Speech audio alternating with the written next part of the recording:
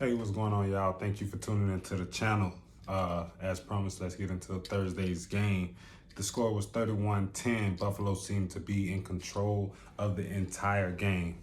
As I said, there would be a game for defenses. Unfortunately, it wasn't for our defense. We gave up, obviously, 31 points. We gave up over 400 yards and 400 total yards, 200, almost 300 passing yards.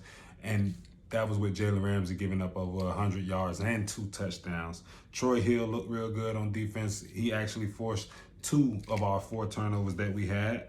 Aaron Donald, as usual, looked sharp. Cooper Kupp was on point. So let's get the breakdown of the couple of stats that I looked at. So the total plays, we had 66 plays to their 58.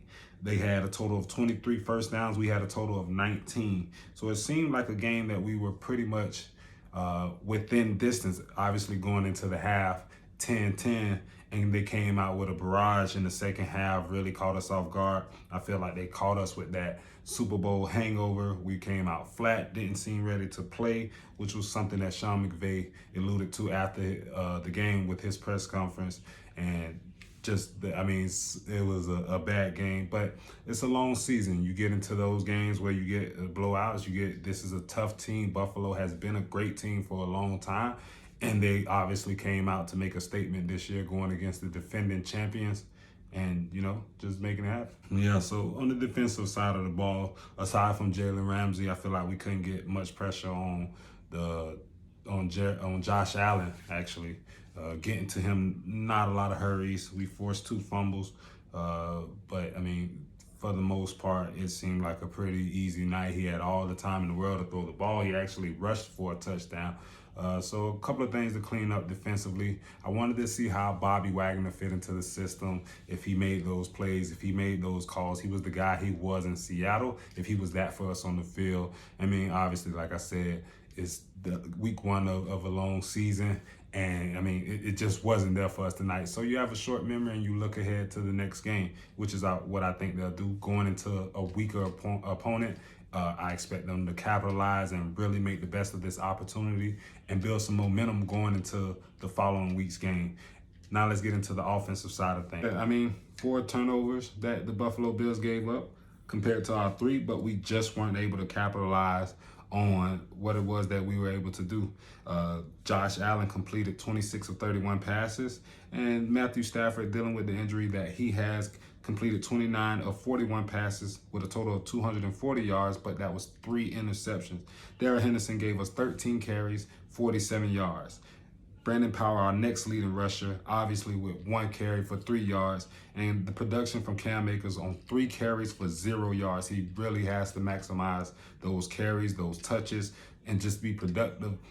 Be the guy that we saw from him going into the playoffs in last year. Obviously, that Tampa Bay game, he started out good and then had those shaky turnovers and fumbles going into the 4th and halftime of that game. But we expect a lot more production from a very skilled running back, Darrell Henderson, being a solid guy as he's been, but he just can't tote it alone. And Cooper Kupp was Cooper Kupp. 13 receptions on 128 yards and a touchdown.